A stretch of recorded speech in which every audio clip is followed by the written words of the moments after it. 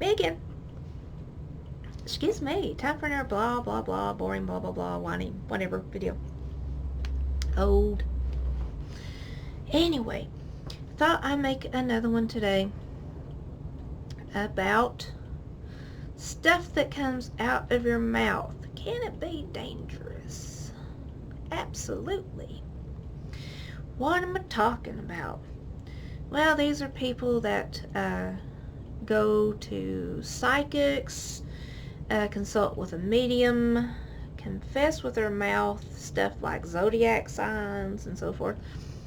This can be problematic, and it can get you some demons on you. So let's look at some scripture, shall we? Okay. What does God say about the occult? Don't have anything to do with it. He says that definitely. If we go to Deuteronomy 18, 9 through 12, and when you enter the land of the Lord your God has given you, do not learn to imitate the detestable ways of the nations there. Let no one be found among you who sacrifices his son or daughter in the fire, who practices divination or sorcery, interprets omens, let's cover that one too, engages in witchcraft or casts spells, or who is a medium or spiritualist who consults the dead. Anyone who does these things is detestable to the Lord. Alright, let's look at a few of these things. I doubt you're going to have a lot of people throwing their sons or daughters in that valley and killing their kids to Baal or Balaam. Hopefully not. But there are a lot of things in here we do need to be careful of. Practices divination or sorcery. Now we all know in Acts where you had Paul, where they got arrested, where they encountered the woman had the spirit of Python or divination. She was a foreteller of fortunes, and her owners were making lots of bank with her. So there's that. There's also sorcery. That would be pharmakia. There's that, casting spells, gathering herbs and roots and so forth, and making these little magic potions and so forth. Interprets omens. This one is more tricky, and we need to be careful of this one today. It is not just getting a bunch of chicken bones and throwing it down and casting lots. That's not the case with it so much. You have people interpreting omens like, oh, did you see what happened in the sky? Oh, did you see this? This is a prophecy coming true, and this means this, and this means that, and if you get the Strong's Concordance, that kind of thing. People who are trying to interpret things to know the future. What are they trying to know? They're trying to know the rapture date, which in Acts 1:7 we're not even to know the season of, regardless. You also have people engaging in witchcraft, casting spells, a medium, or a spiritualist. This was a big issue in Old Testament times. You had every single king, 19 kings in the Old Testament, every single one of them had a golden calf in there. And with this, people followed them and were damned because of their leader. Either their priest or their king would do these things and cause damnation among the nation of Israel. And it seemed to come in cycles in the Old Testament. It's like, oh, they're in good times. Cuckoo clock. Now they're going down. It's predictable. So, what about today? Well, like we pointed out in Acts, she said that woman who had the spirit of divination, they're like, oh, looky here, the true men of God. And Paul had enough and cast that demon out, and she was no longer able to do it. If it wasn't for that, he might not even cast it out. Who knows? But he did not want their righteousness proclaimed by a demon.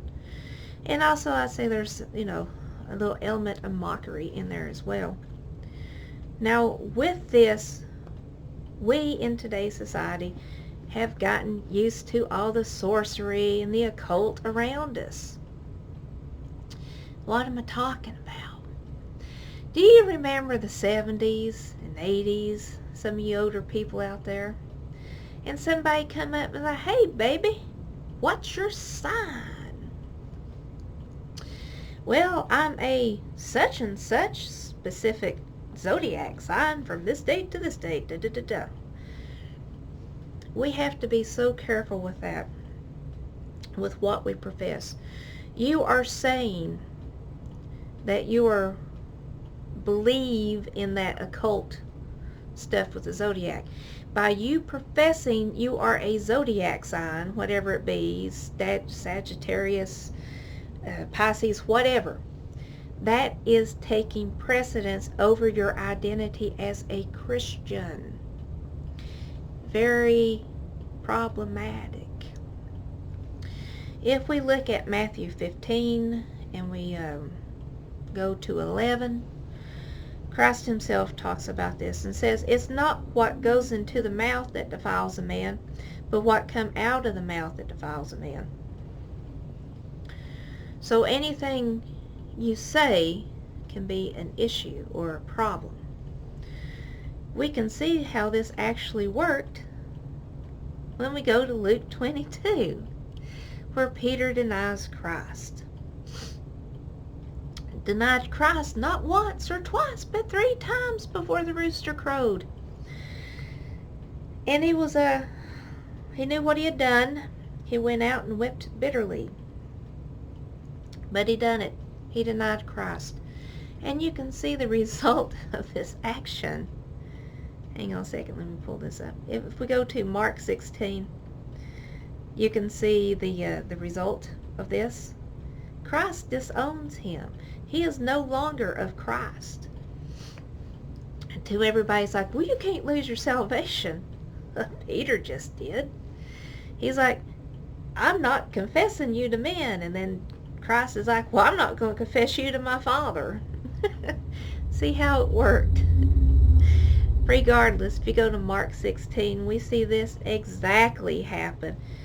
If we go to Mark 16:7, but go, tell his disciples and Peter, he's going ahead of you into Galilee. There you will see him just as he told you. His disciples, the ones who follow Christ, and Peter. Peter was separate at that point. So as I said, people, you have to be very careful about what you say, about what you utter. If you go to a psychic and they're like, hey, what's your sign? What's your birth date? What's this? What's that? Just stay away from a psychic. That's not going to do nothing but throw demons on you. I can speak from example on this. Not from psychics, but we had a medium come into our business. And boy, that did nothing but ramp up the demonic activity, let me tell you what. It's like you're giving a key to them. Also, anything you do in that realm, oh goodness, we tried everything. I'm going to tell you, we tried everything. We tried the sage, the salt, all that. All it does is ramp it up. Regardless, anything, going back to the point, anything you say can cause your walk with Christ to be stumbled. Just as it did with Peter, by confessing he did not know Christ, it actually pulled him out of the disciple category and put him separate. Christ had to say he loved, or not Christ, but Peter had to say he loved Christ 3 times before Christ accepted him back. And keep in mind, what we looked at with anything that goes into the mouth is not what defiles, but what comes out of the mouth. We need to be careful with all of that. If you profess that you're whatever sign. It might be fun. Yay! I remember as a grandkid, my grandmother, hey, let's look at our zodiac signs. It was fun. But now I see it as very dangerous. Just by your utterance of a sign that you are can cause big problems in the spiritual world. So anyway, people, just keep that in mind. That is one way demons love to deceive. I don't even say what church I go to. What are you? And you hear people say, well, I'm a Baptist or a Methodist or this it's or that's it. That's your identity is above Christ when you do that. You're a Christian. You're a follower of Christ. That's where it ends. You don't put anything else above that. Anyway, people, just something to consider, and read your Bibles. Have a fantastic day.